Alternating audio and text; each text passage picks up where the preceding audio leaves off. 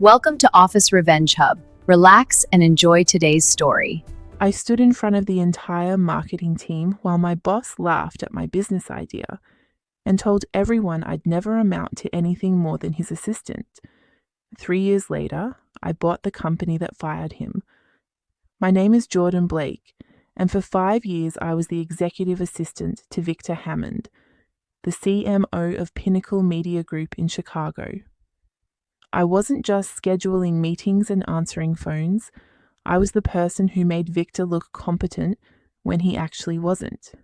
I wrote his presentations, fixed his mistakes, managed his relationships, and covered for his incompetence daily. Pinnacle was a mid-sized advertising agency with about 70 employees. We handled campaigns for regional and national brands, retail chains, restaurants, consumer products. The work was creative and fast-paced, which I loved. What I didn't love was being invisible while doing the work that mattered. Victor was 48, confident in the way mediocre men often are. He'd been at Pinnacle for 12 years, promoted to CMO, mostly through networking and taking credit for other people's ideas. He was charismatic in client meetings and useless everywhere else. My typical day started at 7 in the morning. I'd arrive before Victor to review his calendar, prepare briefing documents for his meetings, and handle any fires from the previous day. By the time he showed up at 9:30, usually hung over from client dinners, I'd have his entire day organized. I attended every meeting with him, taking notes and often correcting his misstatements after the fact. I drafted his strategy documents, then watched him present them as his own work. I managed relationships with creative directors, account managers, and media buyers, smoothing over the conflicts Victor created with his arrogance. I remember one particular campaign for a national fast food chain. Victor had promised the client an innovative social media strategy, but had no idea what that actually meant. I spent 3 weekends developing a comprehensive plan: influencer partnerships, user-generated content campaigns, viral challenge concepts. Victor presented it word for word as his creation. The client loved it. The campaign won an industry award. Victor's name was on the trophy. I told myself it was paying dues. I was 27 when I started, fresh out of grad school, with a marketing degree and student debt. I needed the job. I needed the experience. I thought if I worked hard enough, if I made myself indispensable, Victor would eventually advocate for my promotion. I was naive. Victor didn't want me promoted. He needed me exactly where I was, doing his job while he took credit and collected his $200,000 salary. But I had dreams beyond being someone's assistant. I'd been developing a business concept for years, a digital marketing consultancy focused specifically on small businesses and startups, companies that couldn't afford agencies like Pinnacle but desperately needed professional marketing strategy. I'd researched the market extensively. Small businesses spent billions annually on ineffective marketing because they couldn't access quality strategic help. They'd hire freelancers who knew tactics but not strategy, or they'd waste money on agencies that treated them as low-priority clients. Now, my concept was different: a boutique consultancy offering fractional CMO services to multiple small businesses, strategic leadership without the full-time executive salary, high-touch service at a fraction of traditional agency costs. I developed the business model, financial projections, service offerings, everything. I worked on it late at night and on weekends, the same way I'd worked on Victor's projects. But this was mine. The betrayal happened on a Wednesday in November. Pinnacle held monthly all-hands meetings where different departments presented updates. Victor was scheduled to present the marketing team's quarterly results. The night before, I'd prepared his entire presentation, slides, talking points, success metrics. But that morning, Victor called me into his office. "Jordan, When I'm adding something to today's presentation, I want to talk about innovation and entrepreneurship within the company. I'm going to ask team members to share any business ideas they're working on. It'll be inspiring. It felt like a trap, but I couldn't articulate why. That's an interesting approach. You've been working on something, haven't you? That consulting idea you mentioned a few months ago? I'd made the mistake of telling Victor about my concept during a late night at the office. He'd seemed supportive, even encouraging. Now I felt uneasy. It's just a side project, nothing serious. Perfect. You should share it today. Show the team that we value entrepreneurial thinking. The all-hands meeting was at 2 p.m. 70 employees packed into the main conference room. Victor presented the quarterly results, my work, his words, then transitioned to his innovation segment. Before we wrap up, I want to talk about entrepreneurship.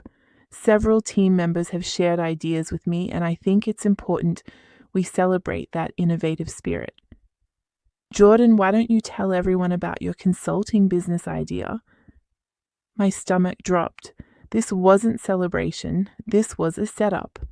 I stood awkwardly and gave a brief overview. The fractional CMO concept, services for small businesses, the market opportunity. Victor listened with a smile that didn't reach his eyes. When I finished, he nodded slowly. That's interesting. So essentially, you want to do what we do here, but cheaper and for smaller clients? It's a different market segment. Companies that can't access traditional agency services. Right. The clients who can't afford real agencies. He looked around the room. Here's what I've learned in 20 years in this industry. Small businesses fail because they don't understand marketing. They're not worth the effort. There's a reason agencies like Pinnacle focus on substantial clients. Working with mom and pop shops is a dead end. I disagree. Small businesses represent. Jordan, you're a talented assistant. You're excellent at logistics and organization. But strategic marketing leadership, that requires experience, judgment, and credibility that frankly you don't have. You've been out of school, 5 years? You haven't run campaigns. You haven't managed client relationships. You haven't built a brand. My face burned. Everyone was staring. I think what you do here is valuable, Victor continued. Just supporting experienced leaders, learning the business, developing your skills. But this idea that you could run a consultancy, it's delusional. You'd be competing against people with decades of experience and failing businesses that already can't afford proper help. It's a recipe for failure. Someone in the back laughed nervously. Others looked uncomfortable. A few nodded in agreement with Victor. I appreciate your ambition, Victor said, his tone condescending. But my advice? Focus on being the best assistant you can be.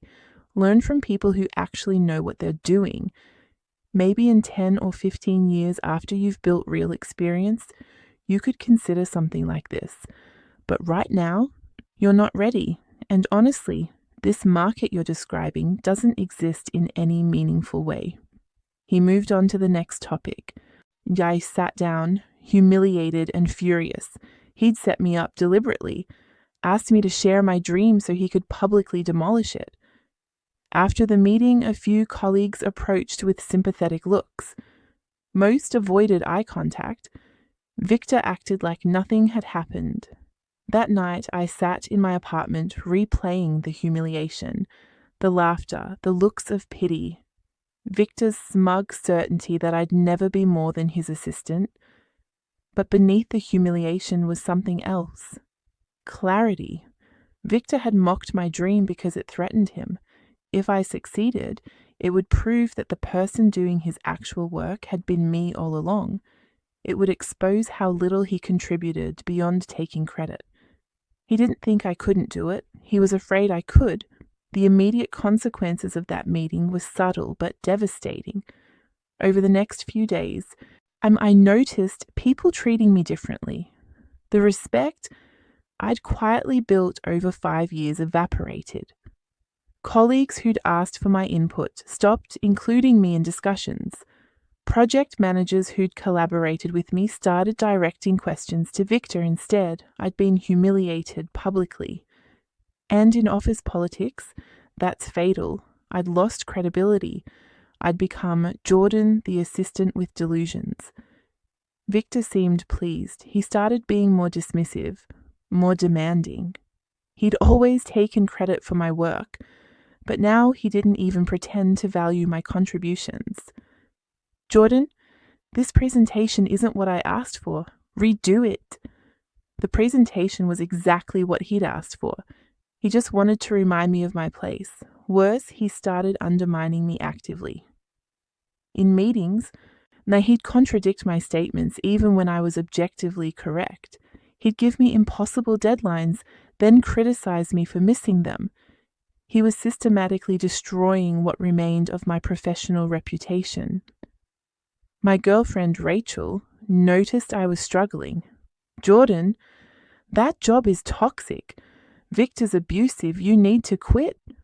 And do what? I can't afford to quit without another job lined up. Then find another job. I tried. I applied to marketing positions at other agencies, brand management roles, strategy positions. I had 5 years of experience at a reputable firm. I should have been competitive, but every interview went the same way. They'd call Victor for a reference. He'd damn me with faint praise. Jordan's a capable assistant, very organized, great at administrative tasks. He'd reduce me to clerical work, must eliminate any suggestion of strategic contribution. Make me sound like a secretary, not a marketing professional. One recruiter was honest. Your boss says you're excellent at support functions, but haven't demonstrated strategic thinking or leadership capability. That doesn't match the role you're applying for. He's lying. I've done strategic work. I've just never gotten credit. Do you have evidence, portfolio pieces, documented contributions? I didn't. Everything I'd created had Victor's name on it. Every presentation, every strategy document, every campaign brief. I'd made myself invisible in my eagerness to support him. By December, I'd applied to 38 positions. I'd gotten 9 interviews, 0 offers. I started having panic attacks. Real physical terror at 3 a.m. I'd wake up sweating, heart racing, unable to breathe. The combination of daily humiliation at work and no path forward was crushing me. Rachel tried to be supportive, but the stress was destroying our relationship. I was irritable, depressed, checked out. We fought about money, about my job, about my inability to stand up to Victor. You let him treat you like garbage, she said during one particularly bad argument. You're so focused on being professional that you don't see you're being abused. She was right, but that didn't help me fix it. The financial pressure intensified. I was making $52,000 a year in a city where rent was $1,800 a month. I had student loans, car payments, basic living expenses. I couldn't afford to quit and I couldn't find another job. I felt trapped, worthless, like Victor was right, and I'd never be anything more than someone's assistant. The holidays were torture. I had to attend Pinnacle's Christmas party and watch Victor receive an award for marketing excellence, based entirely on work I'd done. He gave a speech about innovation and leadership that made me physically ill. I spent Christmas at my parents' house in Ohio, pretending everything was fine. My dad asked how work was going. I said, great. He told me he was proud of me. I wanted to tell him I was a failure, but I couldn't get the words out. I returned to Chicago in January feeling completely defeated. Another year working for Victor. Another year of my life wasted supporting someone who thought I was worthless. The deep struggle wasn't just about work. It was about identity. I defined myself by my competence, by being reliable. by solving problems. Working for Victor, I'd convinced myself that my behind-the-scenes contributions mattered, that they'd eventually be recognized. But Victor's public humiliation had shattered that delusion. My contributions didn't matter because they were invisible. I'd spent 5 years making someone else successful while becoming nothing myself.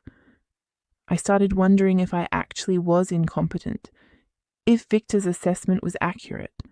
I'd never run my own projects, never dealt with clients directly, never made strategic decisions independently. Maybe I was just good at following directions. Maybe I'd overestimated my abilities. The self-doubt was consuming. I'd second-guess every decision, question every idea, wonder if my business concept was actually as stupid as Victor had claimed. I stopped working on my consultancy plan. But what was the point? Victor was probably right. The market didn't exist. I didn't have the experience. I'd fail.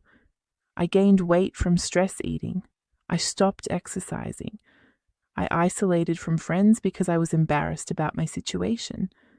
My apartment became a depression cave where I'd come home from work, eat takeout, and watch TV until I fell asleep. Rachel was increasingly frustrated. "You're disappearing. The person I fell in love with had ambition and confidence. Now you're just defeated." "I'm tired. You're giving up. That's different." She was right again. I was giving up. It felt easier than fighting. The turning point came on a Sunday in February. I was at a coffee shop, mindlessly scrolling through my phone, when I saw a LinkedIn post from someone I'd gone to grad school with. Her name was Michelle Torres, and she'd started a small marketing consultancy 3 years earlier. Her post showed her team celebrating a major client win, 8 employees, a real office, success. I read through her company's website. She was doing exactly what I'd envisioned. Fractional marketing leadership for small and medium businesses. The market, I'd been told, didn't exist. I felt something shift. Not dramatic, not cinematic, just a quiet recognition that Victor was wrong. The market existed. People were serving it successfully. The only difference between Michelle and me was that she'd tried and I'd let someone else's doubts stop me. I opened my laptop and looked at my business plan, the one I'd abandoned after Victor's humiliation. The market research was solid. The financial model made sense. The service concept addressed a real need. Victor's criticism wasn't based on reality. It was based on threatened ego. I made a decision, not an emotional one, not a reckless one. Just a clear-headed assessment that staying at Pinnacle was slowly killing me, and the only way forward was to build something myself. I didn't quit immediately. I needed capital. I needed preparation. I needed strategy. I started working my consultancy plan in secret. Every evening after work, every weekend, methodically building what I'd need to launch. I rebuilt my financial projections. I needed 6 months of living expenses saved, about $30,000. I had $8,000. I needed $22,000 more. I cut my expenses ruthlessly, moved to a cheaper apartment, sold my car and bought a used one, stopped eating out, eliminated every non-essential expense. Rachel broke up with me in March. "I can't watch you struggle anymore. You won't leave that job and it's destroying you."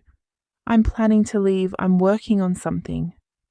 "You've been saying that for months. I don't believe you anymore." I didn't blame her. I'd been all talk and no action for too long. But this time was different. I had a timeline. I had a plan. I was executing.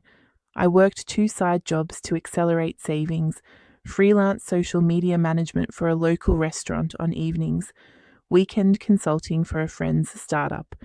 Every dollar went into my launch fund. By June, I had $23,000 saved. Not quite my target, but close enough. I gave Pinnacle my 2 weeks' notice. Victor looked amused when I told him, "You're really doing this, the consulting thing?" "Yes."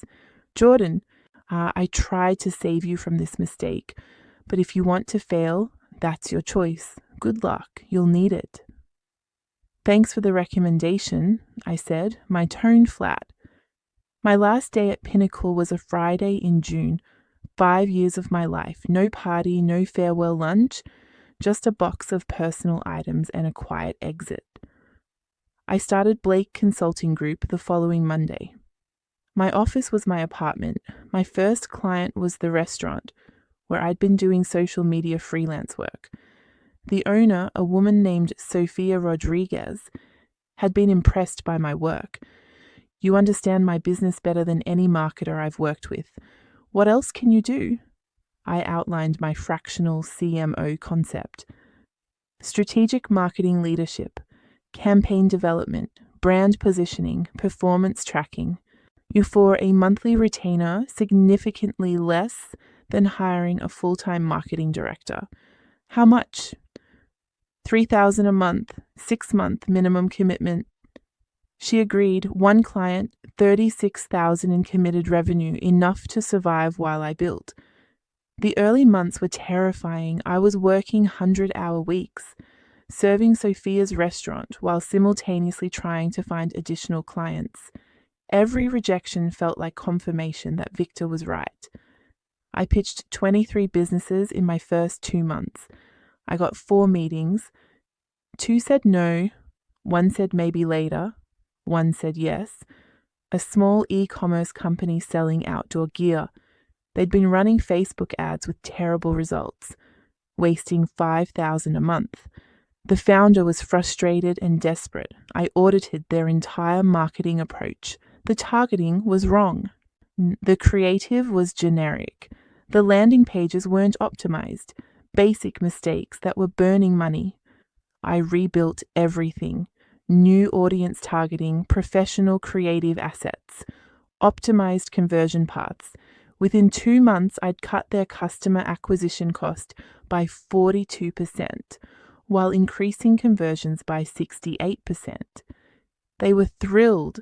They referred me to 2 other e-commerce companies in their network. By September, 3 months after launching, I had 4 retainer clients. Monthly revenue was $14,000. After taxes and expenses, I was netting about $8,000. Less than I'd made at Pinnacle, but enough. More importantly, I was building something real. Clients were seeing actual results. Revenue growth, cost reduction, brand improvement.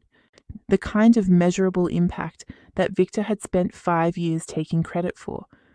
I developed a reputation in Chicago's small business community, not as a big agency, but as a consultant who understood businesses that were too small for traditional agencies, but serious about growth.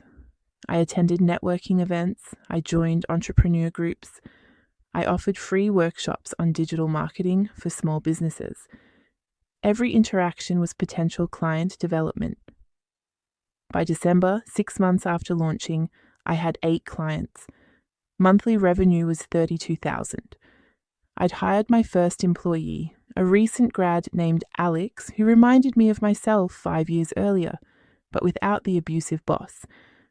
I paid Alex well. I mentored him properly. I gave him real work and real credit, everything Victor hadn't done for me. The revenge arc started organically. I wasn't seeking it, but Chicago's business community was smaller than people realized. In January, I got a call from the owner of a regional retail chain, 15 locations across Illinois. They'd been working with Pinnacle Media Group for 2 years and were unhappy. We're spending $30,000 a month and seeing minimal results. The owner said, we need someone who actually cares about our success. I met with their team, reviewed their current marketing. Pinnacle's work was lazy and generic. Cookie-cutter strategies with no customization, the kind of work agencies produced when they viewed smaller clients as a low priority.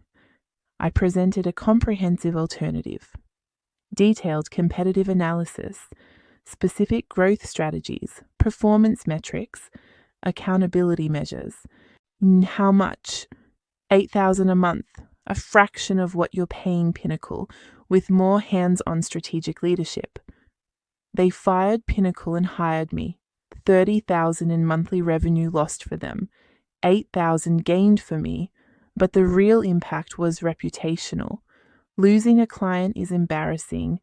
Losing a client to a former assistant is humiliating. Word spread. By March, I'd taken 2 more Pinnacle clients, small businesses they'd been neglecting, treating as low priority exactly like Victor had predicted I would. Except I didn't neglect them. I gave them the strategic attention they deserved, and they rewarded me with loyalty and referrals. I ran into Victor at an industry event in April, 10 months after I'd left Pinnacle. He looked tired, less confident. The swagger I'd always associated with him seemed diminished. We made eye contact across the room. For a moment, I thought he'd avoid me. Instead, he approached. "Jordan, I heard you're doing well, taking some of our former clients." Former clients who were unhappy with service quality. Yes. "You realize what you're doing is unethical? Poaching clients from your former employer?" "They came to me. They were dissatisfied. I provided better service. That's not unethical. That's competition." Victor's jaw tightened. "You couldn't do what you do without what you learned at Pinnacle. You're stealing our methodology." "I'm applying skills I developed despite Pinnacle's environment. There's a difference. This little consultancy you've built, it won't last. You're taking scraps. Working with businesses that can't afford real agencies, it's unsustainable." "Is that why you're here? Just to tell me I'm going to fail? Because you've been wrong about that so far. You got lucky. A few small clients doesn't mean you understand this industry." "Victor, I did your job for 5 years. I wrote your strategies. I fixed your mistakes. I managed your relationships. The only difference now is I'm getting credit and compensation for the work I actually do." He looked like I'd slapped him, because it was true and he knew it. "How's the award-winning fast food campaign going?" I asked. "The one with my concept and strategy that had your name on the trophy?" "That was collaborative work." "No, that was my work that you presented as yours. Just like everything else for 5 years. Victor's face reddened. "You were an assistant, support work. You didn't have the experience or judgment for strategic leadership." "Then why are your former clients hiring me? Why am I growing while Pinnacle is struggling?" I'd touched a nerve. Pinnacle was struggling. I'd heard through industry contacts that they'd lost several major accounts. Revenue was down. They'd had layoffs. "We're restructuring. That's normal business evolution." "Sure, that's one way to describe losing key accounts, because service quality declined after your most productive employee left." I walked away from that conversation feeling something I hadn't felt in years. Vindicated. Blake Consulting Group continued growing rapidly. By summer, 18 months after launching, I had 15 employees and annual revenue approaching $2 million. We'd outgrown my apartment office. We'd moved to a professional space in River North. We'd developed proprietary tools and methodologies. We'd built a reputation as the go-to consultancy for businesses, navigating the gap between DIY marketing and traditional agency services. I'd been right about the market. It existed and it was substantial. Victor's dismissal wasn't based on market analysis. It was based on ego and fear. The climax came in September, 2 years after I'd left Pinnacle. I received a call from someone I'd never expected to hear from, Frank Morrison, Pinnacle's CEO. He'd been semi-retired when I worked there, letting the C-suite handle operations. "Jordan, we need to talk. Are you available for lunch?" We met at a steakhouse downtown. Frank was direct.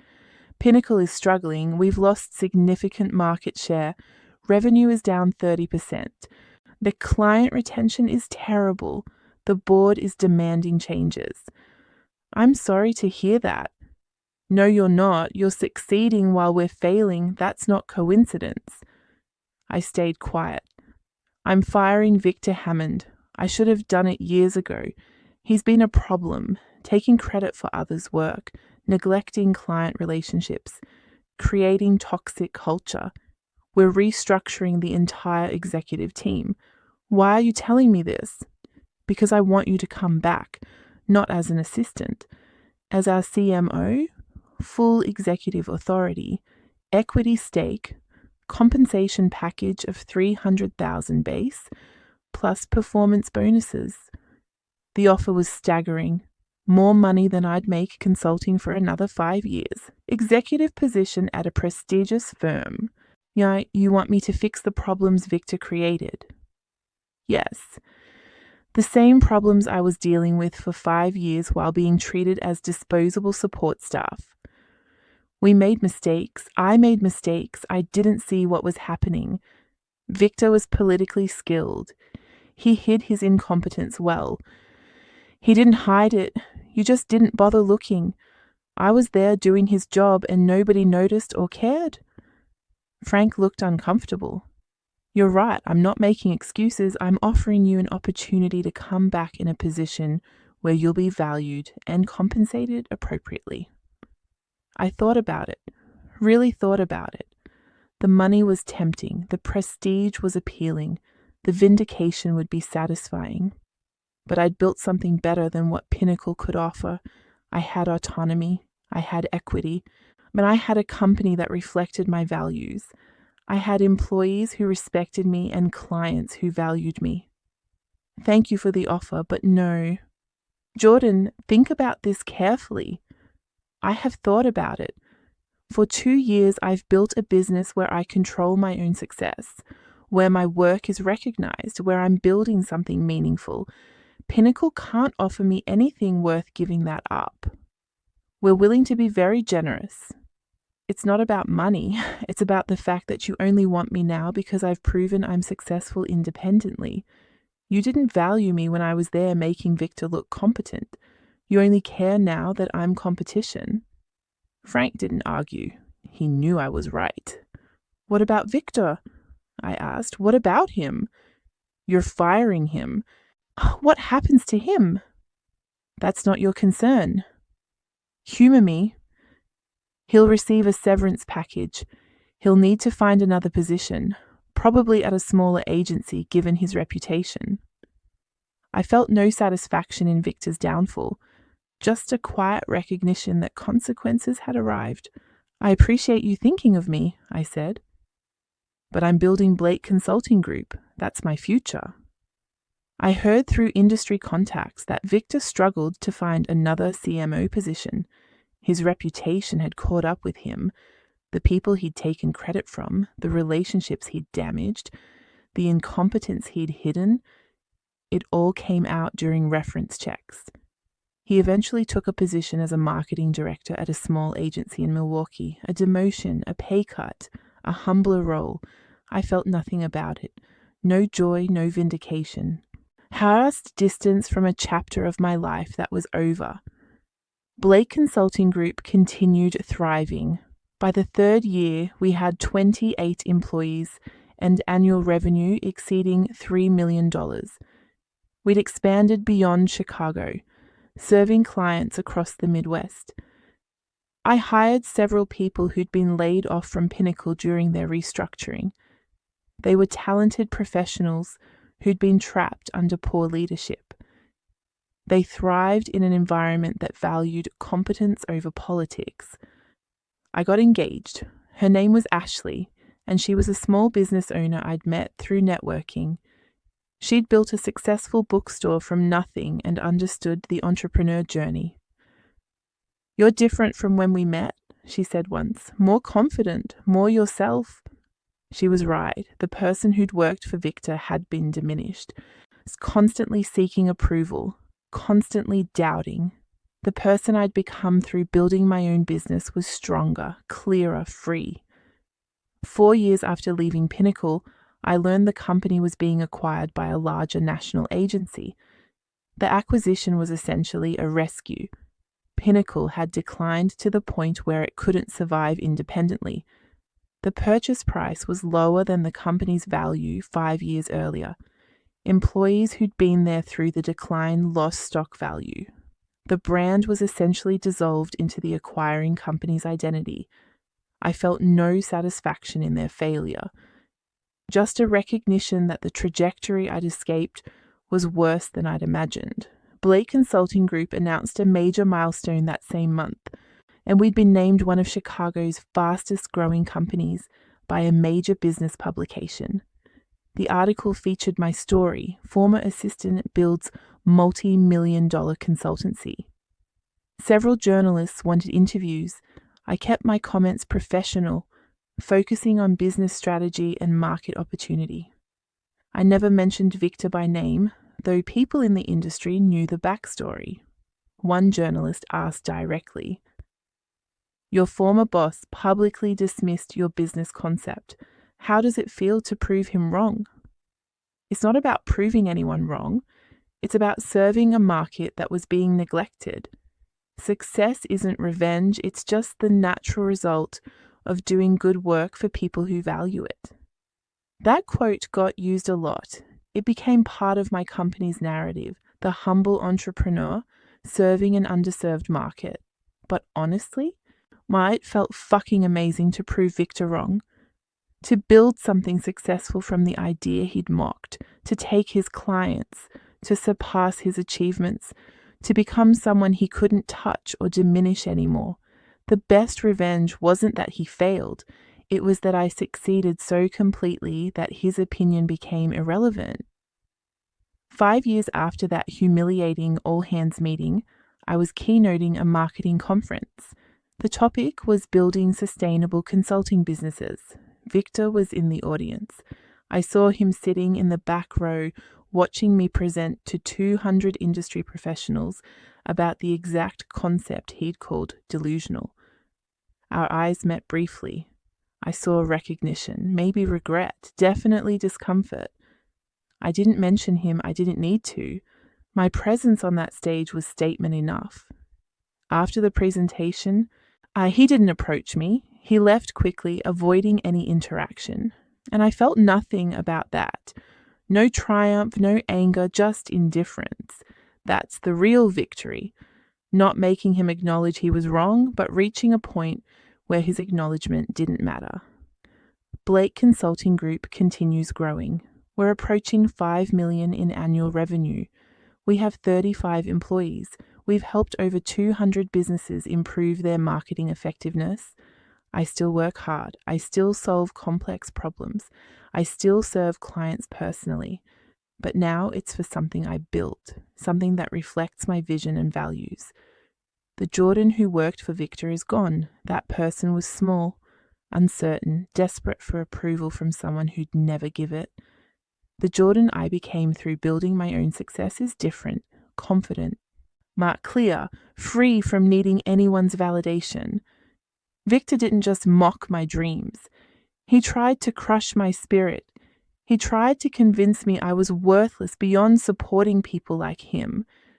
But he gave me something valuable in that humiliation, clarity, motivation, the final push needed to stop seeking approval and start building my own future. The best revenge isn't crushing someone's reality. It's building your own reality so successfully that theirs becomes irrelevant. It's proving that their judgment was wrong, not through confrontation, but through achievement. Victor said I'd never amount to anything. I didn't argue with him. I just built a multi-million-dollar company while he struggled to find decent employment after being fired for incompetence. That's not revenge. That's just consequences. His for dismissing someone valuable. Mine for refusing to accept his assessment of my worth. If you've ever been betrayed at work, you're not alone. Where are you watching from right now? Drop it in the comments. Subscribe to Office Revenge Hub for more powerful workplace revenge stories.